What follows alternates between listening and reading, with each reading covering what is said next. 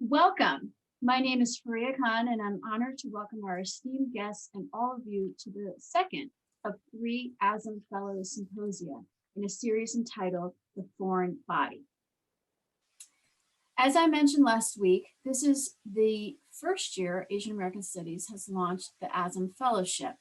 Our 6 amazing fellows spent the summer of 2020 conducting independent research projects ranging from healthcare to the census to science fiction, as well as examining issues concerning incarceration, mental health, and education. This past fall, each fellow presented their work, and this spring worked closely with each other to organize these 3 symposia that will engage how the state and greater geopolitical forces have politicized and controlled the foreign body, the Asian American body. I encourage all students on this Zoom to consider submitting an application for next year's fellowship.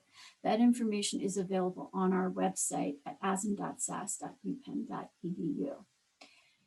This work that we do together today has a sense of gravity and urgency. I'm deeply grateful to our guest speakers for joining us to resist the ongoing violence that our elders faced and that we continue to face today. I will turn this over now to our fellow and ASAM Undergraduate Advisory Board Co-Chair, Esther Lin. Thank you, Dr. Khan. So unfortunately, due to a last-minute conflict, Erin O'Malley, who's also my co-chair and also co-moderator for this, won't be able to join us a little bit later.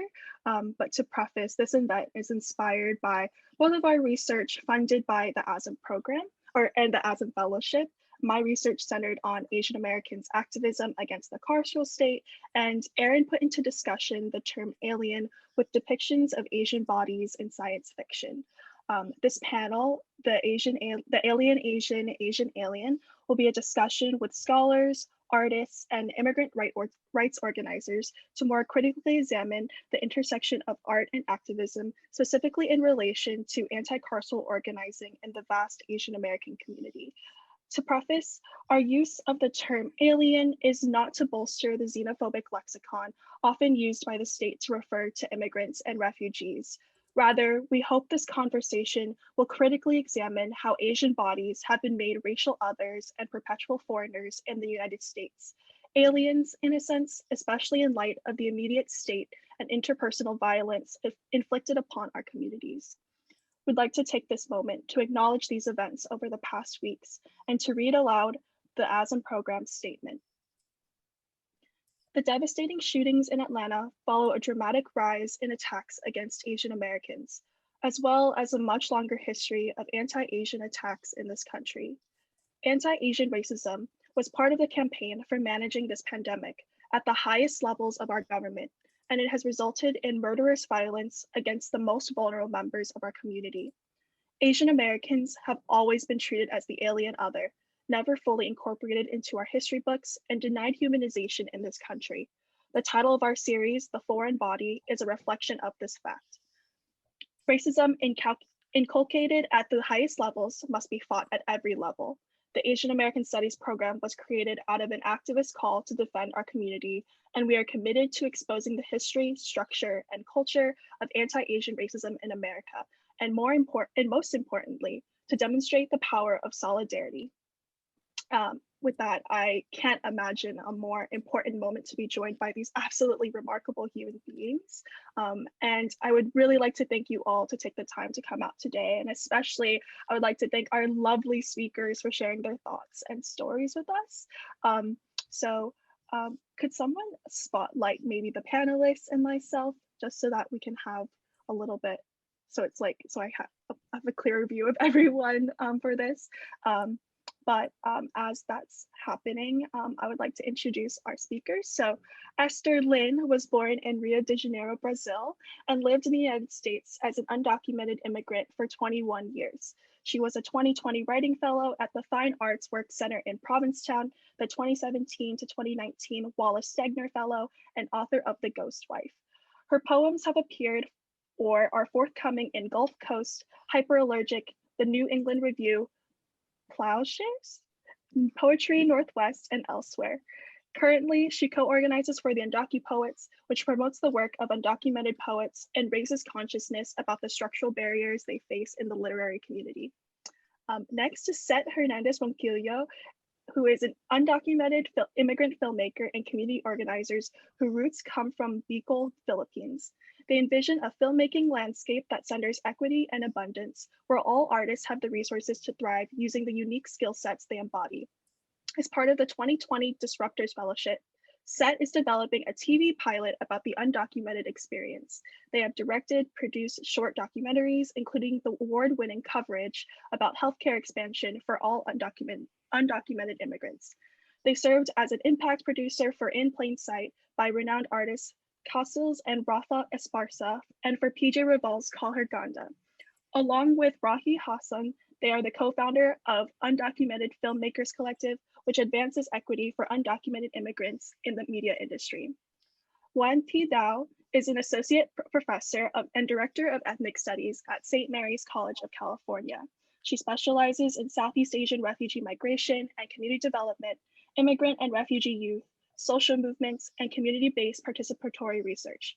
Dao has published on topics related to memory and war in cultural productions, Vietnamese American female leadership, undocumented AAPI activists, transnational activism, and Southeast Asian American deportation. Her recent publications include the book Generation Rising, A New Politics of Southeast Asian American Activism, published just last year. She previously served on the Commonwealth of Massachusetts Asian American Commission and as a governor-appointed advisor to the Massachusetts Office of Refugees and Immigrants. I am so excited to be joined by these powerful people, as I have mentioned to them and to all of you. And I think to start, as a way of doing introductions, where are you physically and how did you get there? And then in answering that question, maybe also introduce yourself briefly and also introduce your work or any current projects you're working on.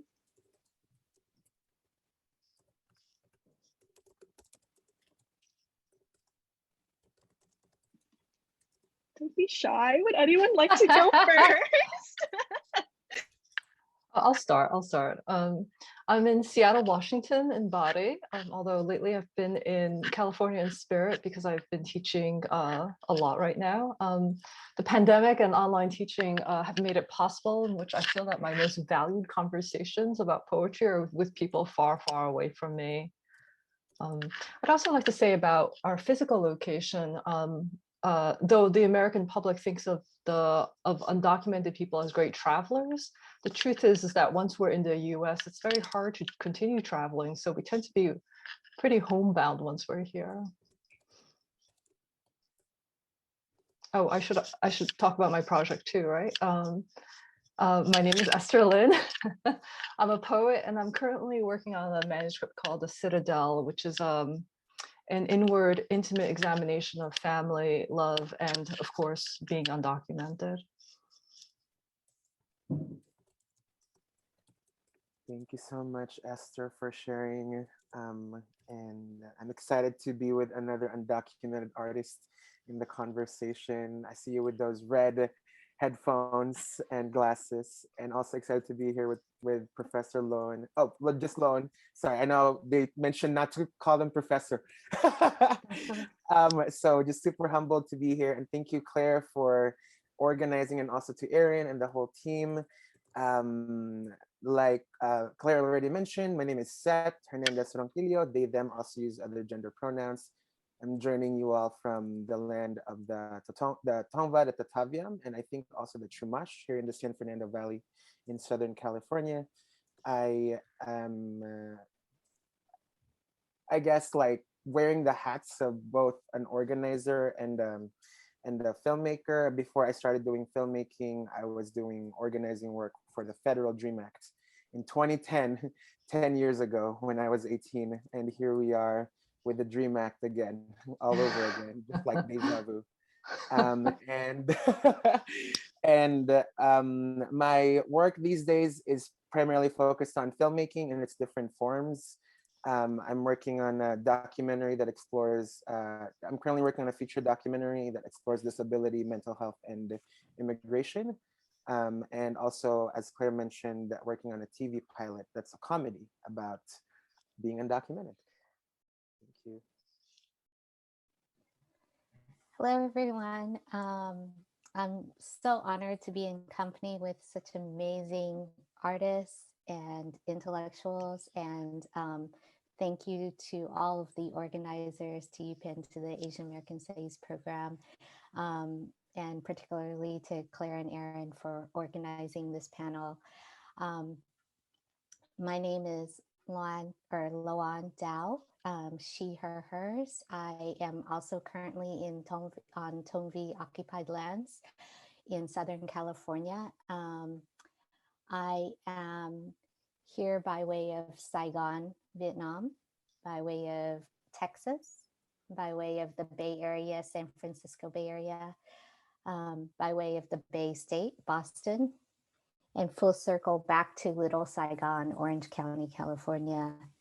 I'm in Orange County right now because it's where my last memories of my father reside, who passed away last year, and where my mom can find her solace after 45 years of being a refugee, of not having a place to call home.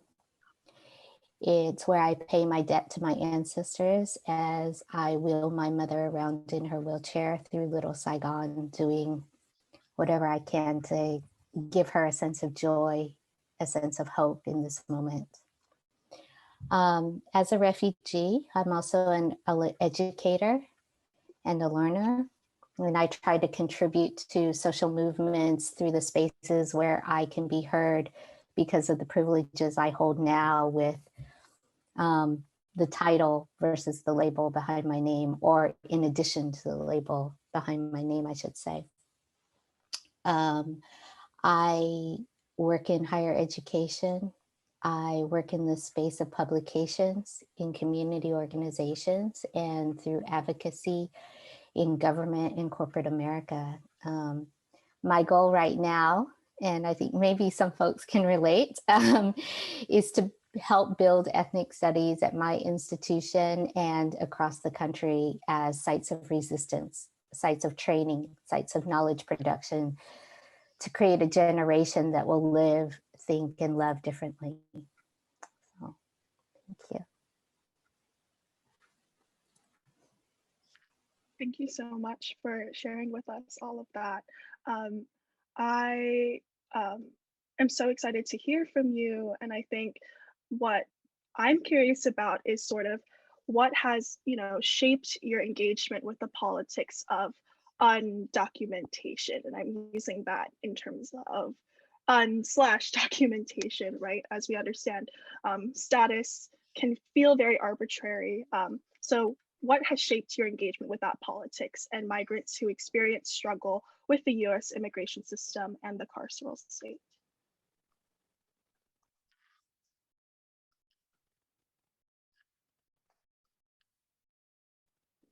I can go first, if that's helpful. I got engaged with the work around migrant justice and undocumented folks, primarily because I myself am undocumented, and I feel like it was a place of finding community. When I first learned I was undocumented, I thought I was the only undocumented person in the entire universe. How oblivious, because I live in the San Fernando Valley and grew up here, and there's a lot of other undocumented people. It's just that in my family, being Filipino, and the way that the media has portrayed immigration, I didn't see myself in how undocumentedness is portrayed. And in my family, we didn't really talk about it, even with other people in our circles. So when I finally got a grasp that, oh my gosh, I'm in this situation, this is my family's situation. In the beginning, it was really a desire to find other people who share the same lived experiences as me. And for the most part, it was actually a lot of Latinx undocumented organizers who became my mentors that really shepherded me through the work of organizing. And I think in that vein also, like I mentioned, I first started organizing in 2010 around the Federal Dream Act, but I realized that the scope of my politicization in my organizing work was just, for this idea of pathway to citizenship for a selected group of young people who are undocumented. And, it took a long time for me to really evolve in terms of how I understand what being undocumented meant, and also how the experiences of undocumented immigrants in the US, there's more to it than just that. How does US imperialism cause our countries of origin, why does the better life have to exist here? This idea of a better life exists here. I think that's the question that I've been kind of grappling with, and in the process of doing so, I've also started to expand my organizing work beyond just, like pathway to citizenship for undocumented young people, having worked around healthcare access for undocumented folks, and also supporting,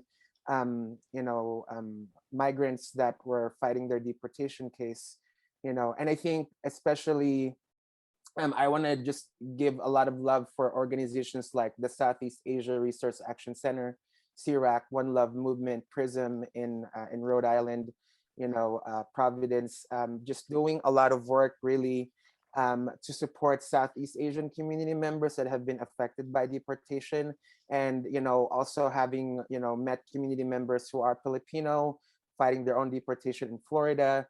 And I think it came from a place of necessity, where I felt like I was in this position of knowing and having folks in my networks who are organizers, also stopping the deportation of other undocumented folks, and people in my community, particularly Filipino community, who did not know the same resources that I did, and serving as a bridge sometimes of understanding how to stop the deportation of our loved ones.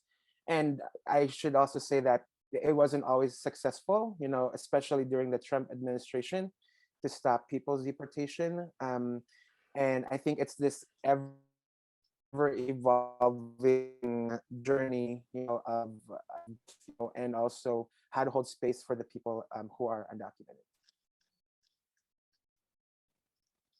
I'd like to add on to what Seth has shared, and I have to say it's always really thrilling to meet another undocumented person.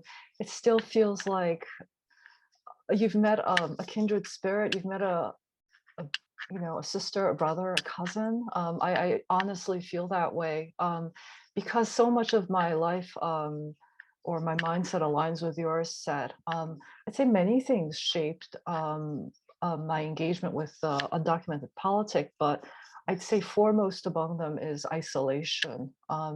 Currently, I help organize the Undocupoets, but until I had applied for a fellowship to the Undocupoets in 2017, quite recently, the only undocumented people I knew were my own family, my father, my mother, my sister, my brother, maybe one or two more people along the way. And like Seth, I grew up in immigrant rich New York City. I grew up in Queens, New York, and I knew no one else who shared my status. And in the years thinking about that kind of isolation, you only after a long time realize what a grandly distorting effect it has. How your isolation makes you believe that acts of desperation, like seeking refuge or overstaying a visa, marrying for a green card, these acts of survival, you start thinking of them as criminal acts. I was aware of people that there were people like kindly teachers that I had, or reading op-eds in the newspaper, that there were people who were sympathetic to our situation, but I was more cognizant of the fact that my parents and I had committed a crime that I would pay the penalty for the rest of my life, and also that we deserved it. Payment was high because we knowingly broke the rules, and it didn't matter whether the rules were fair. And when I met other undocumented poets and began to learn about the activism surrounding the struggle, other undocumented artists as well, although you're my first filmmaker, Seth, I began to realize that silence is one of the biggest adversaries that we undocumented face. The injustice and severity of the system, of which silence becomes the enforcer and even the inquisitor, um, um, makes us internalize that injustice and severity, in which, and I can't speak for everybody, but I know it's certainly true for me, I became my own inquisitor. And that, I would say, has the most profound effect on myself, not to mention the other practical things that I'm sure we'll get into as well. I feel like we should just sit in silence and absorb all the amazing things you all just said, the deep, rich kernels of knowledge and wisdom.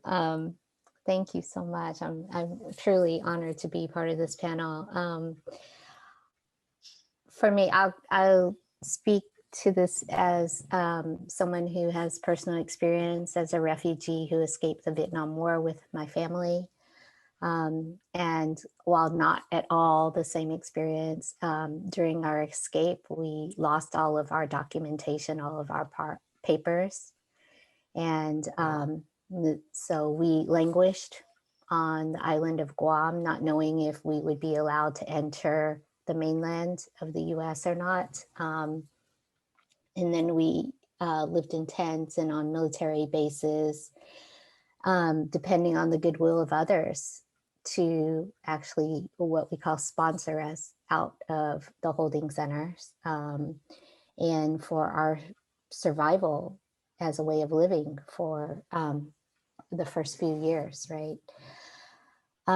As an adult, I began to see youth that I worked with as a director of a youth program in Oakland, California, be disappeared by the state in the 1990s, with bodies missing, basically, mothers crying, into the immigration, well, first into the criminal incarceration system and then immigration detention, right? Languishing there because the US had no agreement with Vietnam to deport these young people, and just spending the good portion of their young adult lives incarcerated for petty crimes, right? As a graduate student and activist, sitting in immigration court, listening to immigrants who didn't speak a word of English try to either plead a case to an immigration judge and in a court that they had no understanding of, or even listening to them put themselves literally at the mercy of a judge who didn't bother to look up from their papers. Of visiting jails and prisons with family members of immigrant detainees, and seeing the tempered glass in between their humanity. I just see the vestiges, the devastation, the destruction, but also the strength of those left behind from deportation, that I kind of see as how the state views as cannon fodder of the carceral state, right? And so that's my entryway into this work. Thank you all for sharing that. I just sending you all love and power as we, reflect with each other on the state that exists, that we often feel surrounded by, and forces us into the sense of isolation that I think you all have spoken to. And with regards to Asian American bodies and beings within this carceral state, how do you see us? Like how does our subjectivity, our beings, our existence within these systems, what does that show about the carceral state?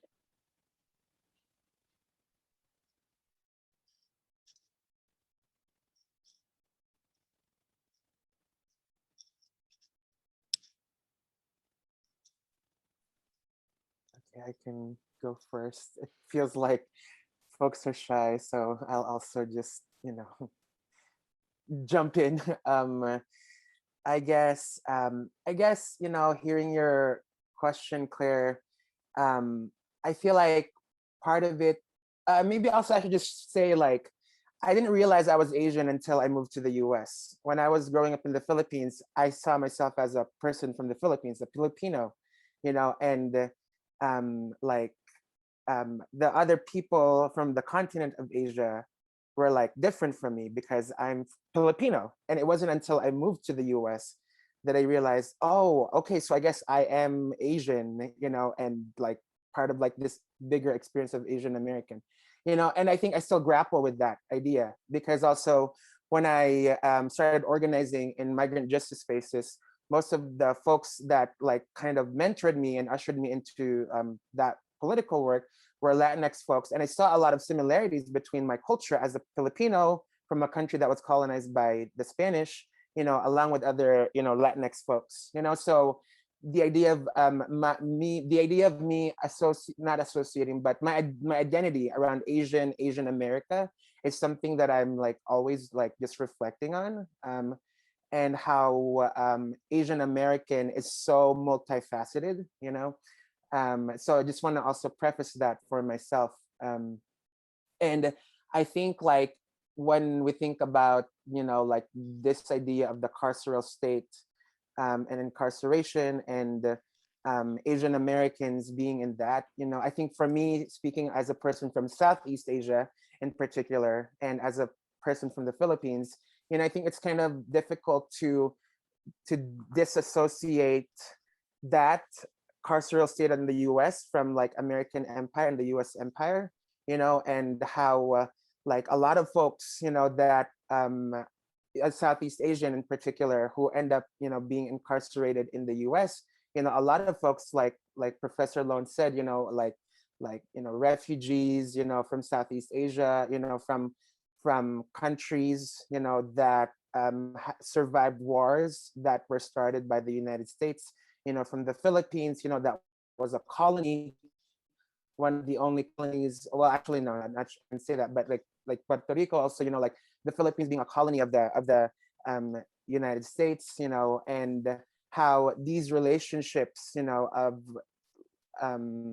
kind of like funnel people into the US, and into situations and experiences of and communities that are under resourced, and being funneled into mass incarceration. So I think also in the context of being undocumented and being a filmmaker, I think part of what I also see in that narrative or in that experience of your question is how there's an erasure, of how Asian community members are not really talked about in how deportation, and mass incarcerations also impact our community, to the point that we also in our own communities don't even realize that that is happening.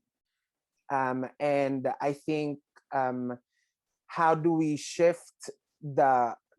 but how do we incorporate and really not overlook the fact that cultural work and telling stories is just as important in the movement building that we're doing to, advance justice for our communities. I love that. And if I could build on that, brought up on the one hand, the history said that, that our bodies have been scrutinized since the 1800s, at least, with depictions of us as not human, as well as racially othered in that we are not white, right? But conflated with basically the rest of the world. And that there's whiteness implying this most evolved hierarchy of being in a social Darwinist sense, where all other races are the same and should be aspiring to be, right? And that our bodies have been both, in thinking about Atlanta, both desexualized on the one hand, but also over-sexualized, right? As almost not human, or as without the familiarity of humanness, right? And yet at the same time, we are considered human-like in the racial triangulation of race in America and racial discourse in America. I think of us in relation to what you're saying is disposable, right?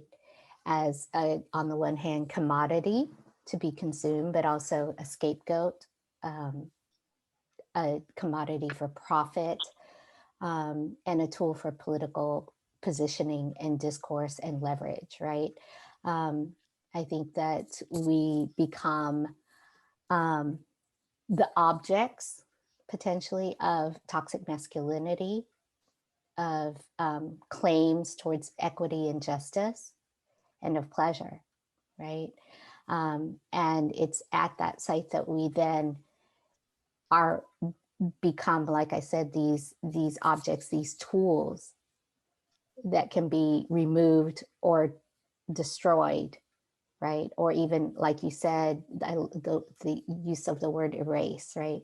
That we can be erased so that the memories of war, the memories of occupation, the memories of atrocities, and the accountability that is embedded with those memories can also be disposed, right? And so we are precisely useful and we are completely thoughtlessly disposable at the same time, right? Yeah, absolutely. And I want to also directly address, I think as Seth was referring to, also about the undocumented Asian within the Asian American community. We are really good at erasing ourselves.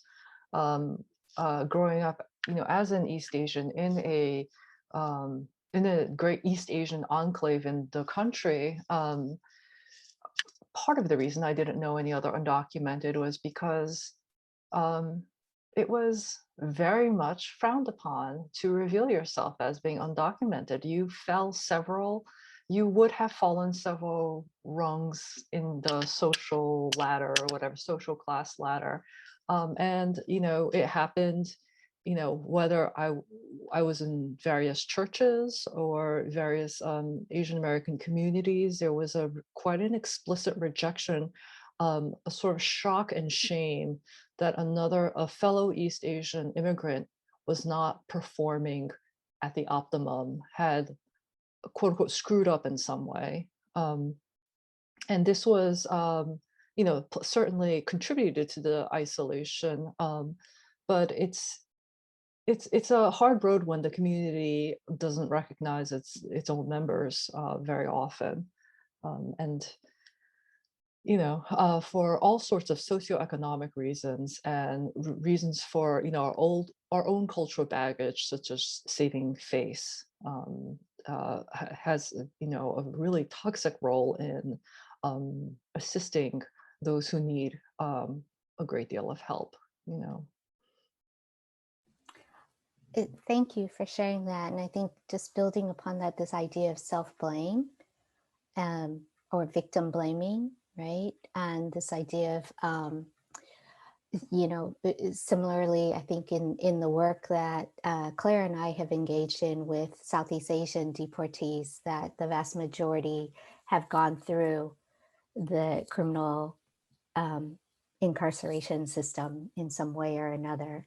And as a result, when I first started organizing around anti-deportation and detention in the Southeast Asian community in the early 2000s, there were many Southeast Asians, and even, less so, but even to this day, who say these are bad youth, and they make us look bad. And so to stand up with them is to reject the model minority image that we are fighting so hard to belong to, right? To embody. And so I think that you speak on something that is so pervasive, that has created an ideology out of the model minority rather than just a stereotype, right? Yes, it gets me so angry. I can hardly speak calmly about it. I feel flushed right now because I still simmer with the anger at which I see, um, that I saw my family treated, and also that I can see, generations younger than me in this way. It's a pervasive. The whole buying into the model minority is it's pervasive. Um, no matter how much discussion has come about it. And I'm sorry, just not to take up so much space, but just to add to what Esther and Lon mentioned about like the model minority, I feel like also I would argue that in the conversation about undocumented immigrants, this idea that undocumented folks, like are essential workers, that's why they deserve dignity, that, dreamers, they're stellar students, valedictorians that go to college. I feel like in like the undocumented immigrant community, to deserve dignity in this country is also exceptionalized, and I feel like in many ways, like we're like seen also as like this idea of a model minority of immigrants. That's why we deserve citizenship. And like I mentioned, there's this conversation on the Dream Act and the Promise Act right now, and how people with criminal convictions are excluded from any of the provisions in those policies, right? So I think like as a person who is of Asian descent and also undocumented, I feel like there's like even multiple layers. As someone who like grew up in a Christian community, being queer myself, like I had to hide my queerness, so like just how the model minority idea kind of is intertwined with each other. The state has many tools. It really does. Yes. It really And just going back to Claire's question, like it creates this dehumanization by creating an image of an Asian or Asian American Pacific Islander body, an existence that isn't realistic and isn't true to form, and then forces us to dehumanize folks in our own communities, right? Thank you all for sharing that. I just feel so seen in the words that you've just shared, in a way that I feel is so important to the folks on this call who loosely identify as Asian, Asian American. And I think, the rage and the anger, but also the joy of being in this body that we perhaps feel confined to by the state, it has also like moved us to work to resist these things and to free ourselves. And so I just want to sort of transition this conversation to talking about your avenues of work and what you're doing to organize and move people to understanding how we can dismantle all of these things. And so I would love for you just to speak to how you came to your different avenues of work in terms of poetry, film, scholarship, community organizing. How did you come to these avenues? And how do these avenues cross paths with your activism and your organizing? Claire, that was such an elegant transition. I admired that tremendously. Thank you so much. I guess I'll start. In regards to poetry, and I also, Claire, I want to appreciate your saying people who loosely identify as Asian American in both the American and the Asian part. In regards to poetry, I felt for a long time that I needed a secret language. Immigrants and the undocumented, I've learned, are exceptional at speaking in code. Ways of saying, I can't go back to my home country because US law bans my return for 10 years, that being the ruling, will turn into sanitized, I can't go back home because I don't have any interest in going to my home country, or some variation of that. And because poetry plays so much with metaphor and scale and turns and changes in conversation, I felt immediately at home with it. Once, of course, I understood that poetry was something that was not written only 100 years ago, but was something that was in itself alive. I've often felt since I started writing poetry that we undocumented are our own people. And that's why I kind of identify quite loosely with the term Asian or American or Asian American. I feel that undocumented people have our own tradition.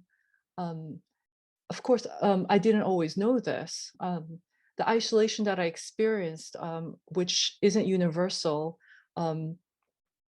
I guess it's common. And it was through poetry first that I found a tradition in which I felt I could speak honestly with older, wiser ancestors, voices of the past, and that I could join in their tradition.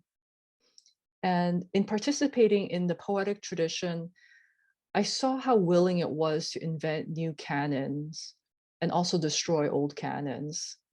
And that was what allowed me to realize that there could be an undocumented canon, an undocumented tradition, a literary one, a visual one, a scholarly one. It sounds almost like an oxymoron, but we can document ourselves and our lives and our ways of living, even if the government refuses to. And that's what gives me hope when I'm feeling really frustrated with the news or aspects of, just the frustrations that every artist experiences. And Seth, I'm sure you feel something similar. Sorry, I was just absorbing what you said, Esther, and I was just like, wow. I just feel super blessed to be here with you all. Thank you. Just for letting me learn from you all. Yes, similar is an understatement. I think also to add to what Esther was saying. So for me, I've always been interested in telling stories since I was little. And actually, when I went to film school, I wanted to be an animator, but I realized I couldn't draw. So it's not gonna work out if I, wanted to be an animator. But then as I was learning about my experience as an undocumented person, I was going to UCLA, and in UCLA, there was an organization called Ideas, and one of the leaders from back in the day was this organizer named Tam Tran, who also happened to be a filmmaker. And seeing Tam's work, her one of her first short documentaries, Lost and Found, was chronicling this experience of a Filipina undocumented student, and just seeing like Tam and like the work that she was doing. And I really encourage folks to look her up. There's a book about her called Undocumented and Unafraid, Tam Tran, Cynthia Felix, and the immigrant youth movement. Just like her desire to like just keep on going with her life and her story and not let other people, tell our stories, was really empowering. And then along with Tam Tran, there's another group of like undocumented media makers, undocumented filmmakers called Dreamers Adrift, and also with Julio Salgado and Jesus Iñiguez, and also Nancy Mesa, who was one of the co-founders of Undocumedia. Like there's just like, in spite of the erasure that undocumented folks experience, like Esther said, we are shifting ways of how our stories are told, especially because the mainstream media misrepresents our stories or underrepresents our stories. And I think also as as I think about my work now and how it's kind of evolved, I feel like also in the nonprofit space of advocacy and organizing work, which is all super important, I feel that sometimes though, undocumented people and directly impacted people were acculturated to tell our stories just for the sake of a campaign, or like not really explore things beyond just the parameters of our political identities. How do we express like our love lives, for example, our romance, in our sexuality, in terms of the stories we tell. And I really appreciate Esther's poetry. Another undocumented poet that I really think about is Alan Pelaez Lopez, and how like they use, abstraction, metaphors like Esther was talking about in her work, and how like it doesn't always have to be straightforward and direct to talk about the experiences that we live, and I think, how do we really, to the canon that Esther was talking about, how do we kind of unleash all the possible versions of telling the undocumented stories beyond the ones that, organizing and campaign work has taught us to do, and also that the mainstream media is expecting from us. I don't want to talk. I just want to listen, Claire. Is that okay? My story is so much more boring than yours. I'm trying not to say that because, there's like this kind of Asian American humility that I tend to kind of resort to. And so I'm trying to move away from that. But I guess I'm trying to even remember the question. How did I come to this work? I actually was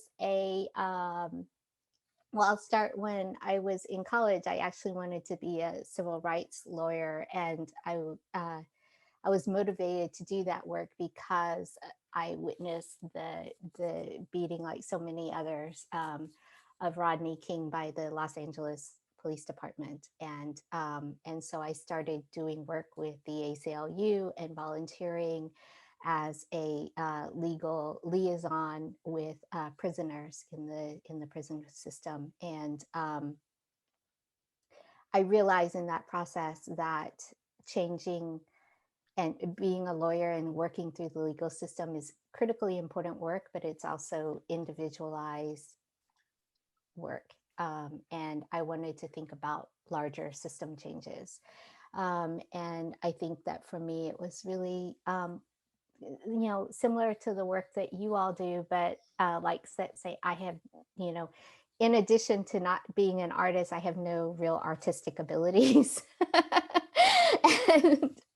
and so, it was through education and creating the space and the opportunities for others to actually thrive and be creative and explore their own skills and their own talents and passions, and think about it in the context of social change, right? And so it was changing hearts and minds that I wanted to think about through higher education.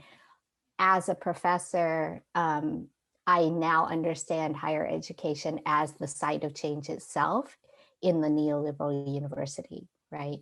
And so how do I actually, on the one hand, think about, the education that I am providing and the space of ethnic studies, right, as spaces to build social movement activists and leaders for the community, for social movements. When I started doing this work as an academic, I was also the only one who was really talking about Southeast Asian deportation at the time outside of a legal lens. I was, thinking about Asian American activism was relegated mostly to the 1980s and earlier. And there was very little that was being discussed in terms of Southeast Asian refugees and Southeast Asian American youth beyond their either victimology or their ability to actually be socially mobile in an economic sense, right? And so I wanted to expand the discourse to what many other colleagues have now created as critical refugee studies, right? So I'll stop there. Thank you for sharing. Yeah, I feel this similarly to Lon, where I just want to sit and just like be with you all. And I just really appreciate how we are holding that space with each other to just really feel what we're saying, because I feel like so often we're taught to like think intellectually about our existence when our existence speaks for itself. I we moved through the questions that I created a little faster than I thought, because I think everything is just coming together so well. So I'm just gonna go ahead and move forward. But what are, I guess this is more directed towards Esther and Seth, but what are some of the barriers that you face in your work as an undocumented person? And what have you done to mitigate these things? And I know that like Juan, who's like built spaces in higher education to think about to expand the discourse and think about include Southeast Asian youth and refugees. I know that you two have also built spaces for those like yourselves who are engaging in this work and who are also undocumented. So if you could share a little bit about that. Seth, you go first. Sounds good. I was gonna say Esther because I feel like Undocupoets is like precedes Undocu Filmmakers Collective, but I can dive in. We started in 2018 with the Undocu Filmmakers Collective, but I should also say that before the Undocumented Filmmakers Collective in 2018, like I said, there were other undocumented artists at large, that were really thinking critically about extractive storytelling that undocumented people experience, And what I mean by that is non-undocumented people, from filmmakers to journalists to researchers to everything in between, being the ones that are telling stories about, our community. And we ourselves, undocumented artists, we're not getting resources, we're not getting the material investment, to make our work and have sustainable journeys as artists, And, also this is not something that's, unique to the undocumented community in the filmmaking landscape, especially, BIPOC experiences are told by white people, experiences of disabled people are told by non-disabled people, and like trans people, for example, like cisgender actors, performing roles, of transgender identities, So in the storytelling landscape, it's just an injustice that continues to happen. And with the Undocumented Filmmakers Collective, a good amount of us being undocumented were kind of involved in organizing for a minute. And I think sometimes, I feel that there's this idea that just because you're an artist, you're just an artist. We don't see ourselves as workers who need to get paid, and how there's a need to also organize because we are workers, right? And who are experiencing exploitation, exclusion, and what have you. So the Undocumented Filmmakers Collective really began because in 2018, there was this producer that reached out to multiple members before we knew each other. Actually, there was this film being made, and they're looking for people who are undocumented navigating the immigration journey. And I was working in an organization where they reached out to us about this project. And I asked, could you consider hiring an undocumented filmmaker in this project because you're working on a film about undocumented people? And the response was that that's not an option for us at the moment. And it's just interesting because if you have options, this is not one of the options, and just the ethical notions also around that storytelling and the exclusion of undocumented folks, and the co-founder of the Undocumented Filmmakers Collective, Rahi Hassan, and I, we were both in this fellowship program, and we were attending this conference that talked about this idea of decolonizing the documentary field, because as many folks know, the field of documentary, very much connected to ethnography, anthropology, and the colonized roots of these fields, right? So from that conversation, fast forward, Rahi and I started organizing with other undocumented filmmakers, because what we realized is that, first of all, we felt alone, like we didn't realize that there were other undocumented filmmakers, and also we just needed community. It was just this desire, again, to find other people that were going through the same things as you. And in that journey, we had 5 undocumented filmmakers in the beginning, just, sharing space. Then from 5 people, we now have 40 undocumented filmmakers across 10 states, throughout the country. And really just, showing our power, that undocumented people, undocumented artists, we've always existed. And it's, we're just asserting our power and our existence after so much erasure, not just in terms of our narratives, but also our existence as storytellers. And I think the other thing that I just also want to add as I wrap up this thought is that stories about undocumented people, it often feels like it's catered to non-undocumented people, to feel sorry for us, to vote on our behalf because we cannot vote, and to pass, legislation because we are powerless and we're helpless, right?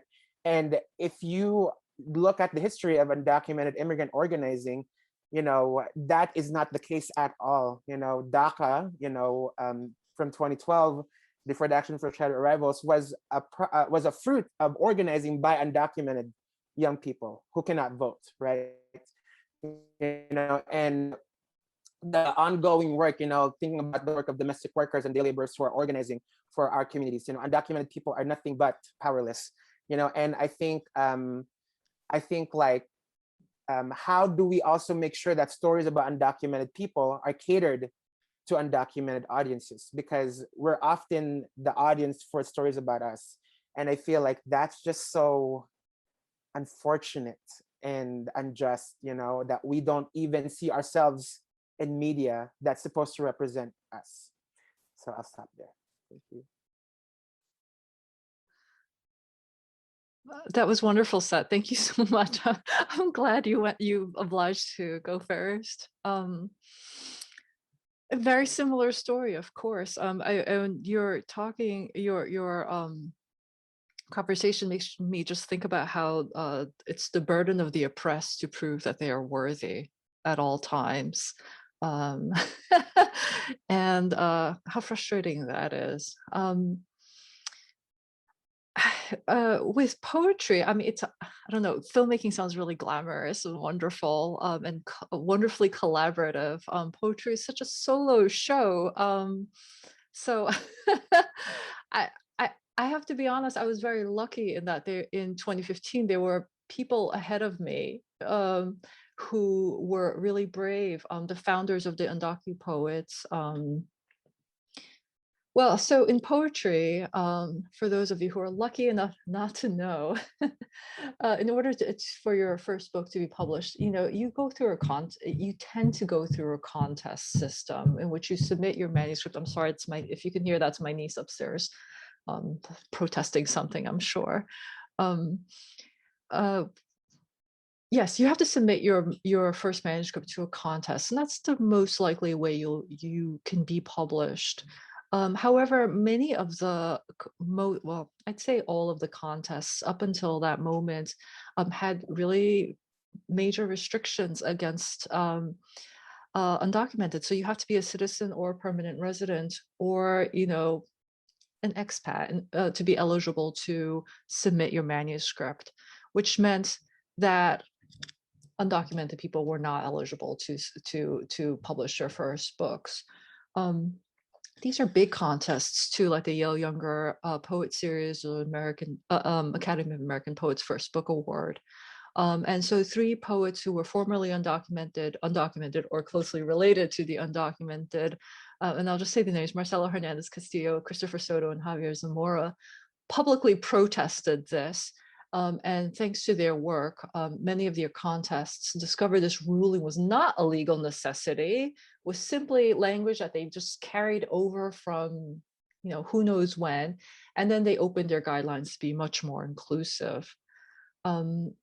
So in 2017, I learned about their organization, the Undocupoets, and that they were offering small monetary fellowships for poets like me, undocumented or formerly undocumented poets. And it's an amount of money that helps defray the cost, the expense that it is to submit your manuscripts or submit your poems to journals for publication. Another sad reality in the poetry world is that there are often fees to to apply, fees to apply programs and residencies and so on. So I immediately applied. And that's how I found what is probably the most intimate community that I've had the pleasure of participating in, and how I finally met other undocumented people and other undocumented poets, and discovered that, like Seth, that there were many of us. I had up until that moment believed undocumented poets, there's probably 4 of us in the planet.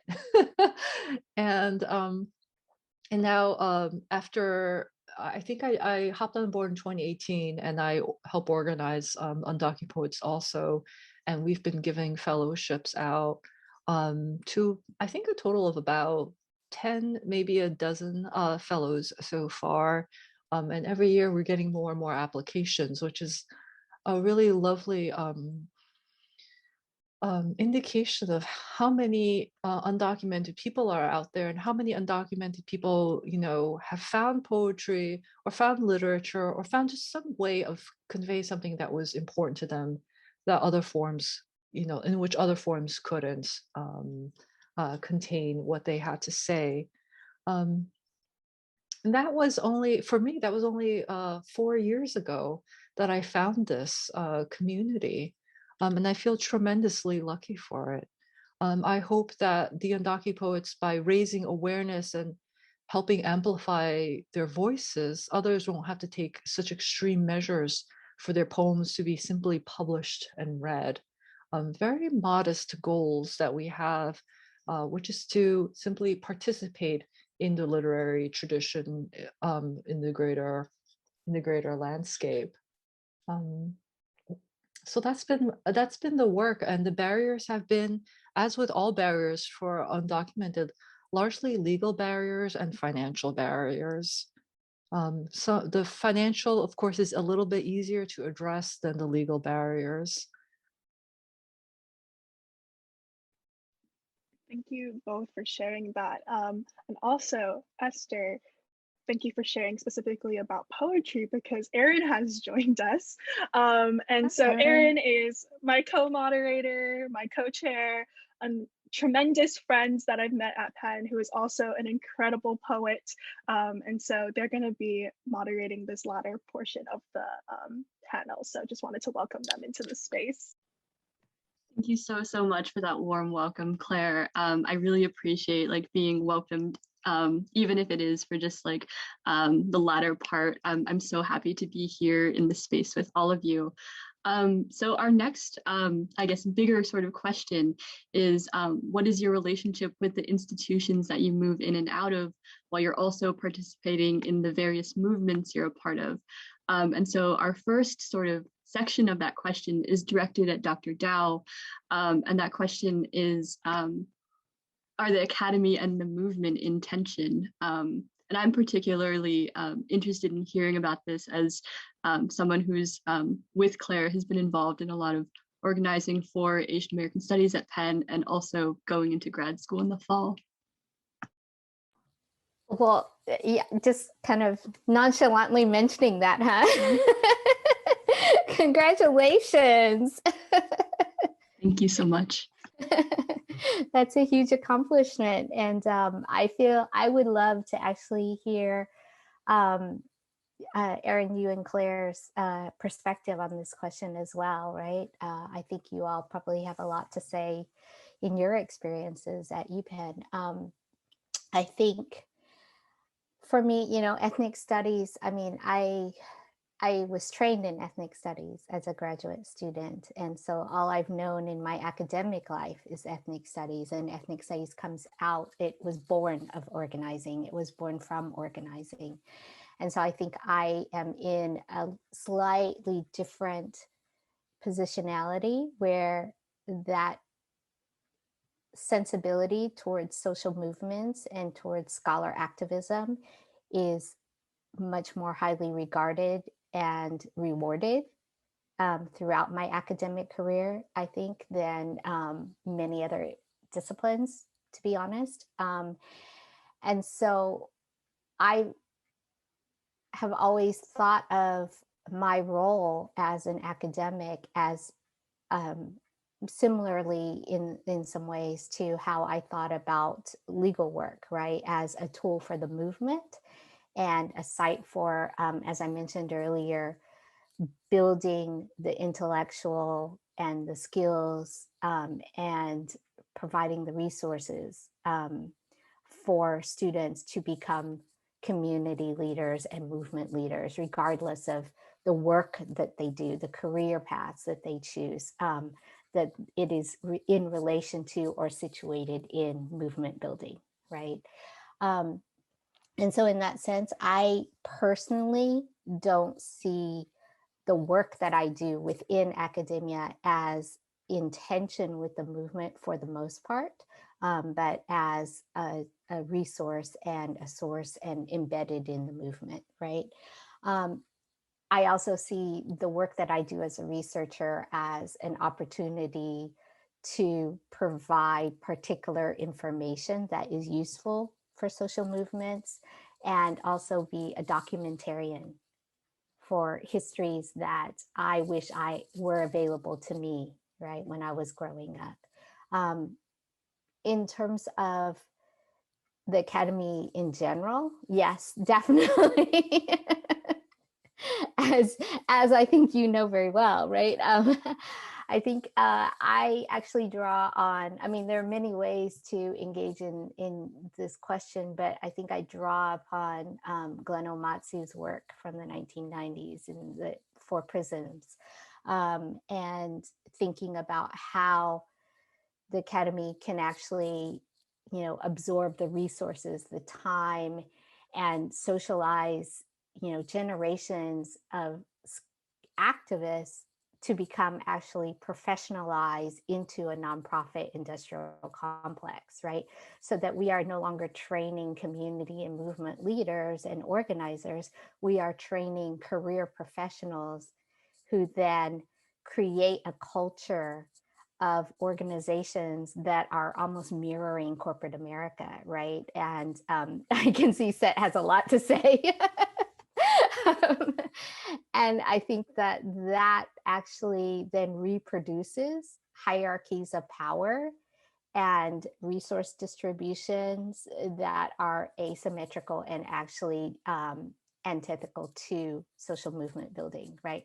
I'm going to actually stop here because I feel like Seth really has something to say. So did you want to build on that? Okay. Esther, did you want to chime in at all? Yeah, so, you know, I think that that we have to be really careful in that sense.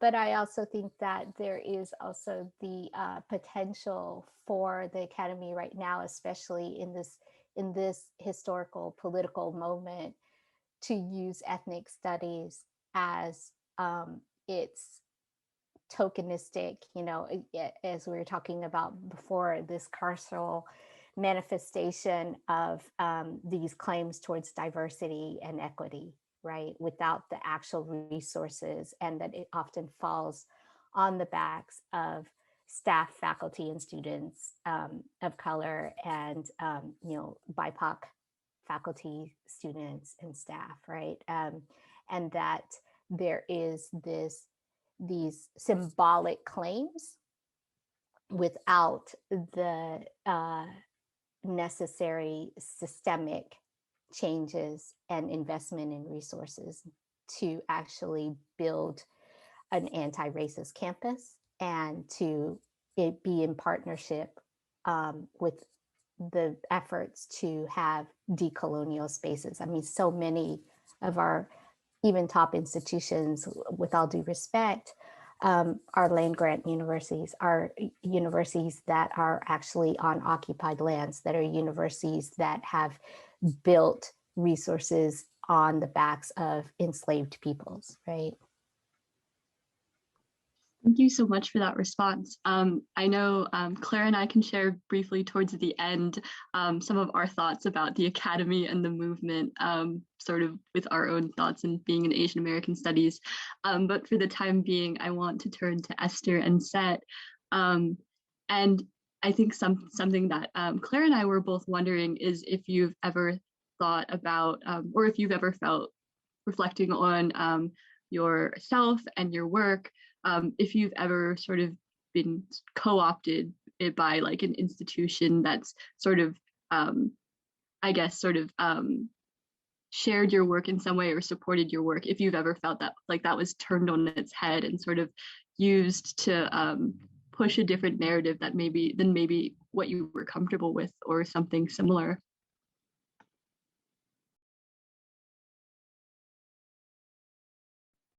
Dangerous questions. Dangerous questions.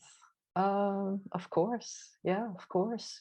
There are pluses and minuses to every institution, of course. And in some ways, it was, you knew when you were tokenized. I mean, that is really clear when your work, your poetry became a, what would you call it? A shield against accusations of racism. Like, we are promoting this person, she's of color, she's a woman, and she's undocumented. We've got the, this piece of produce has 3 stickers on it, and we've covered our bases, and everyone else is white. And yeah, I also benefited tremendously from having participated in those institutions and behaved or been presented as their token. That is,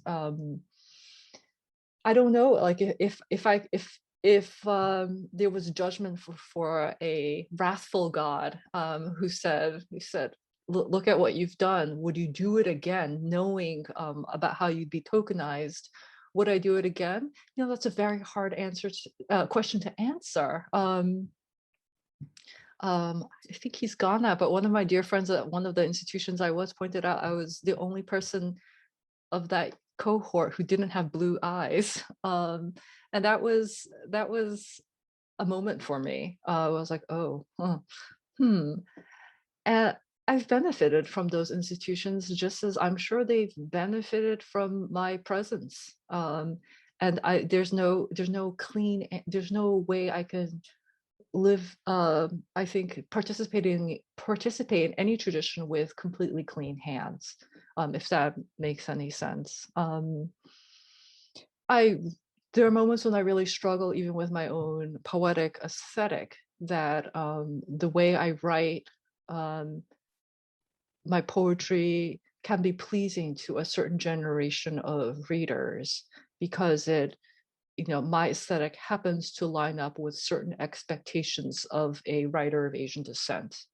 And I've been recently engaged in some interesting conversations about, how I am deeply invested in emotional restraint in poetry. And I've also been accused of having a poetic that was quite white in part for that reason. And I would say, well, it's quite white, but it's also part of the Asian inscrutability, right? The English poetic tradition, of course, is greatly learned from the Asian tradition, thanks to the modernists. So there's a really strange, I feel like I'm moving through lots of different gray areas that people would really like to label as black or white, but of course can't be that simple. It's all very difficult, and I in the end, I'm going to quote a really deeply troubling writer, Ian Forster, who I'm sure doesn't really pass many purity tests, in that, in order to try to live the best life we can, we want to stand in the sunlight, and we want to try to block as little sunlight from others as possible. That is the only way of trying to live a good life, right? Is to try to decrease the amount of suffering in the world. And I feel as long as I'm wearing clothing that's made by sweatshops, as long as I'm eating food that's being farmed by workers, I'm not living exactly the way I would like to live. And likely, and in the same way, this is a clumsy analogy. But in a similar way, my poetic is my poetic. And if the taste, if it suits the colonizer's taste, I can't do anything about it. It's this is who I am. I too am as warped by the colonizer as the colonizer. So this might be a more personal response to your question about how to dance around institutions, but it's the honest one. And it's hard, of course. It's very difficult to feel sometimes that you're complicit with the institution. And yet, how can we live lives that are not complicit? So, I don't have anything but resignation as the theme to this answer. Seth, maybe you you can save us. No one needs to be saved. We're the only ones that can save ourselves. As Grace Lee Boggs has always said, we're the leaders we've been waiting for.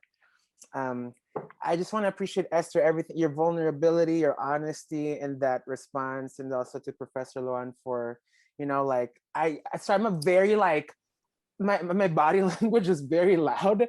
So when I'm actively listening, I'm just like, yes, yes, yes, yes. So I just appreciate you both for everything that you've shared.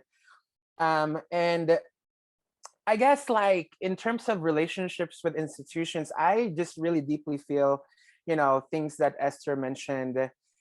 I think sometimes part of it is the need to survive, and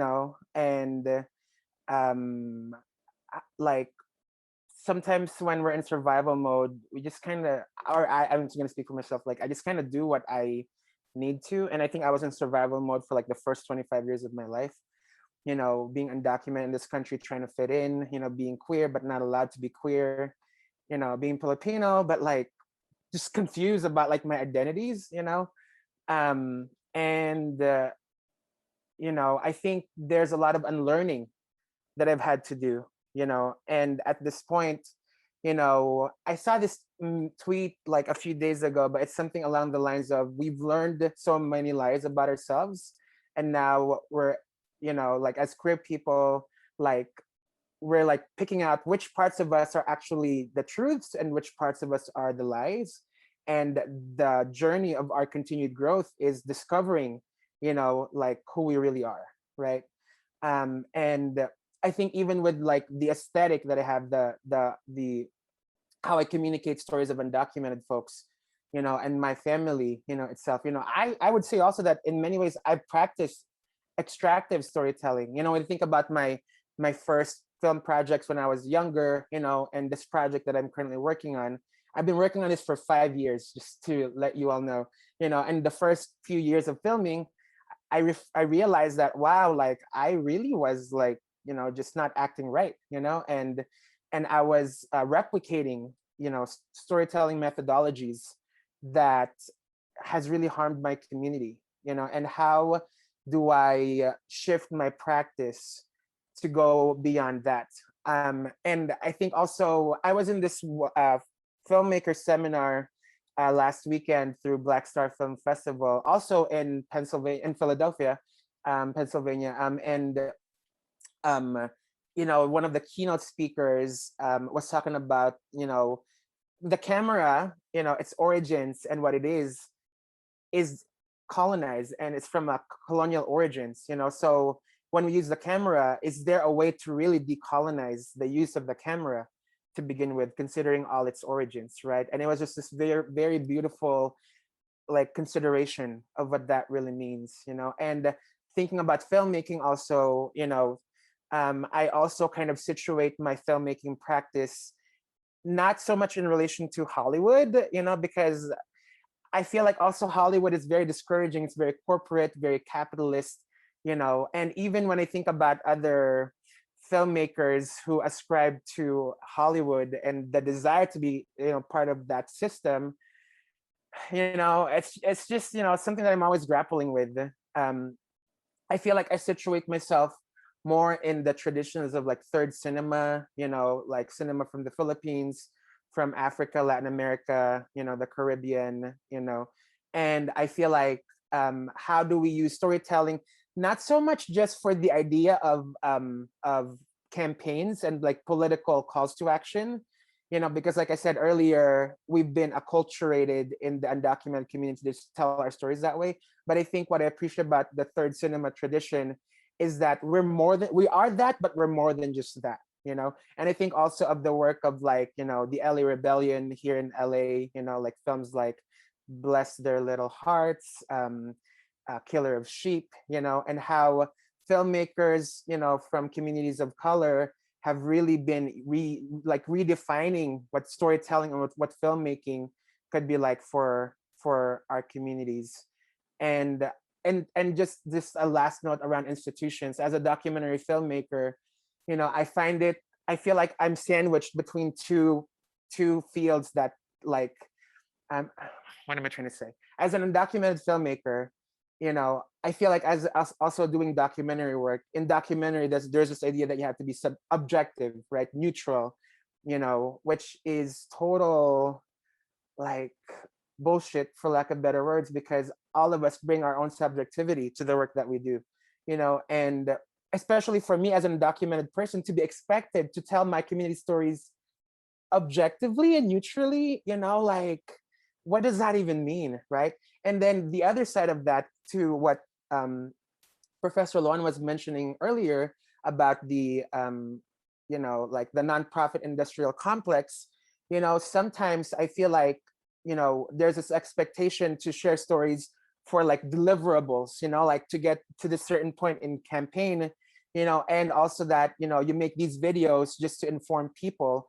But when we explore abstraction, experimentation, just because we're artists, like there's like a hesitation towards that, so I feel like the undocumented filmmaker in me and the communities that I'm part of, undocumented artists that I kind of work with, we're like grappling with these questions all the time. And I feel like that process in itself, is like an art form in itself. And I feel like I'm just humbled to be with the people in my community and to continue to learn from them, because I myself don't have all the answers.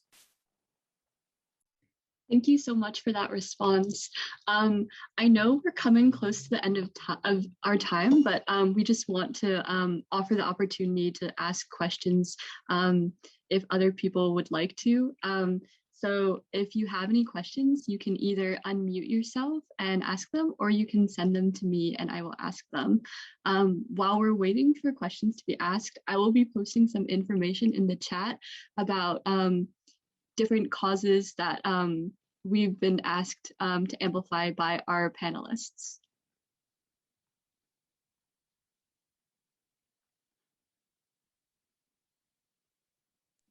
Also, would you three be okay staying maybe like a couple minutes over just to answer a couple questions? Okay.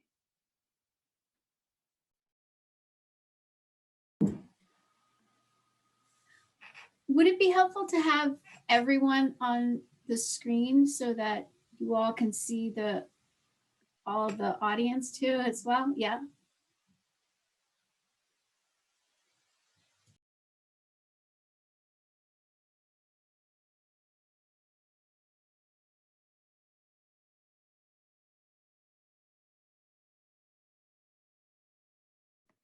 Claire, while we're waiting for questions to come in, if any come in, do you want to first talk about the reentry fund a little bit?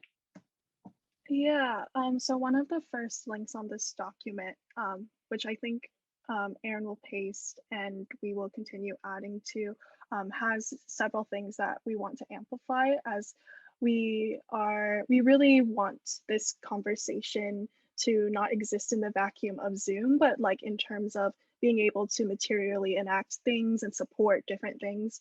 As folks have mentioned briefly, I'm an anti-deportation organizer with the Viet Lead, and we're fundraising for someone who was deported on March 15th.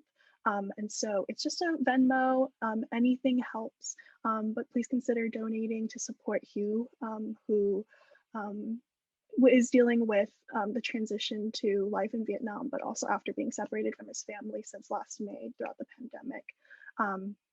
And I think something else that Aaron and I added onto this document is that currently there is a petition circulating that was drafted by our amazing Asian American Studies alumni in support of the Asian American Studies program sustainability, as we are sort of at a crossroads right now in terms of ensuring continued support through tenure track faculty and just long-standing issues with being under-resourced at the university.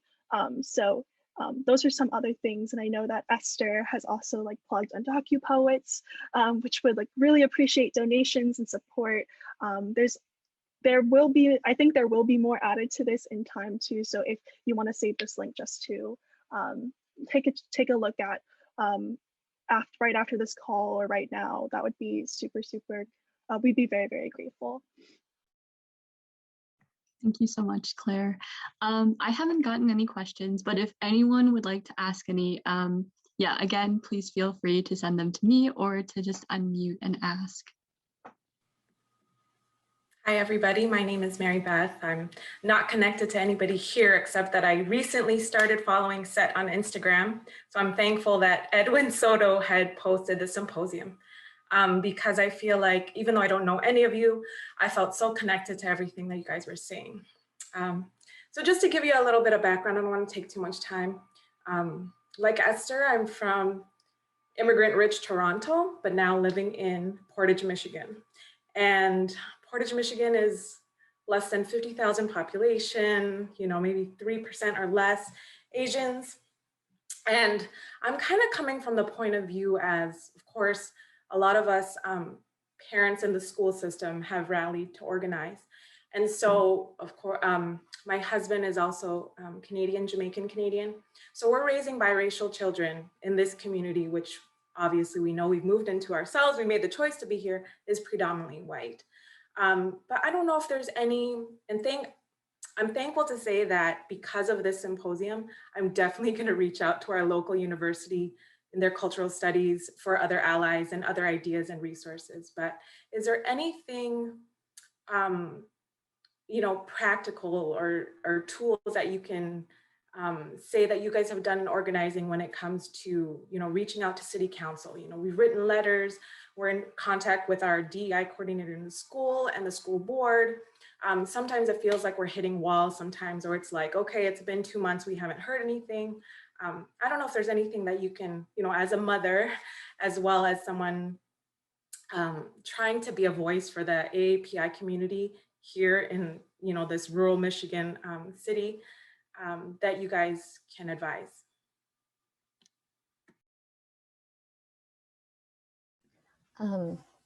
Thank you for sharing your story and for your question, Maribeth. And I think you're doing all the right things. I think it's hard, you know, and at the same time, I think as Seth brought up earlier, we almost are put into these situations as a necessity, right? And I kind of hear that from you, not only as an individual, but as a parent.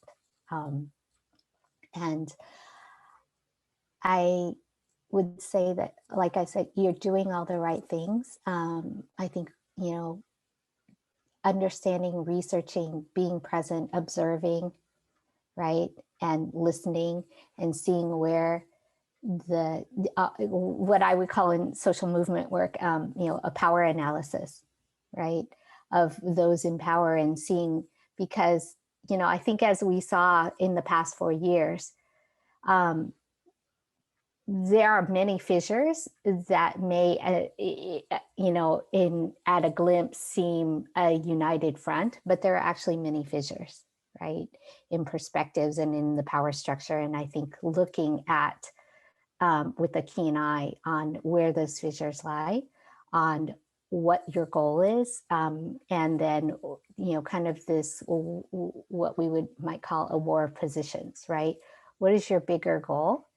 How do you keep an eye on that goal while looking at the war of positions? What are the smaller wins that you can have along the way that move you towards that bigger goal, right?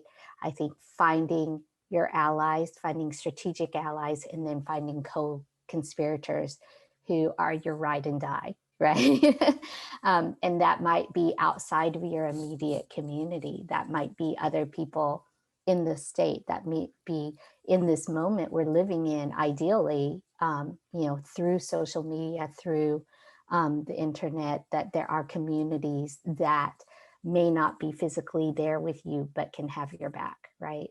And can support you. And I think that one of the other things that, maybe Seth and Esther can speak to more eloquently is the idea of the power of storytelling and the power of exposing people in media, right? And making their actions and their work actually visible when, especially with whiteness and white supremacy, it tends to thrive in the invisibility, right? Thank you, Professor Luan, for sharing that. I definitely echo everything that you said, and thank you also, Mary Beth, for sharing space with us. Hello. I'm excited to be in community with you. I'd also just add, to what Professor Luan mentioned about like power analysis. I think also sometimes when we think about organizing and also like movement work, like we just think about like the bigger legislative policy oriented approaches. And when I first started organizing, I used to think of like organizing in that way also, like the biggest fish that we can get, but now I think my organizing work has shifted a little bit, where I'm more invested in like meaningful relationship development with other people in my community and holding space. For example, in the Undocumented Filmmakers Collective, we are a collective of filmmakers doing work to support filmmakers to get their films out there. Another thing that we do actually is we hold talking circles for our members, because we're not just filmmakers, we also are undocumented. And when things happen politically, folks just sometimes need space to breathe, and be, and I feel like in the approach of, I think also hearing from your circumstance, although I don't know it fully, sometimes when we just bring people together from our community and finding our people and bringing our peoples together, and then we just kind of talk, and like understand what we're going through. That's how the Undocumented Filmmakers Collective started. Actually, we were just talking about what we were going through. 5 people, next thing you know, 2 years in, 3 years in, like 40 people across 10 states, right? So I think sometimes when we scale down and start small and just be present for the people in our community because we care about them, I think, and also from there, like the acknowledgement of problems and the solutions kind of emerge, from deep conversations with each other. And I just also want to give a shout out to, Grace Lee Boggs, who's from Detroit, and Adrienne Marie Brown, who's from Detroit. Michigan just also has such a strong, like, community of organizing, and a lot of things that I'm sharing with you right now actually are things that I've learned from folks like that. So I think that's also like another, not recommendation, but like maybe another offering, to think about.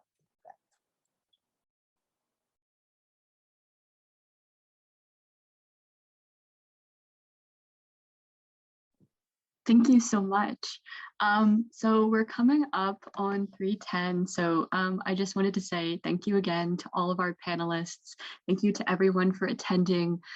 We really appreciate all of you being here with us and listening and taking action. Claire, is there anything more you would like to say? Just nothing but love and gratitude for this conversation. And I feel so seen and empowered by all of your words. I'm just like so moved by this conversation we just had.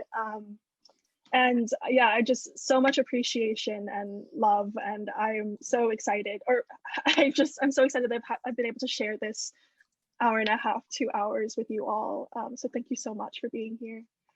Yes. Dr. Khan, do you have any closing words?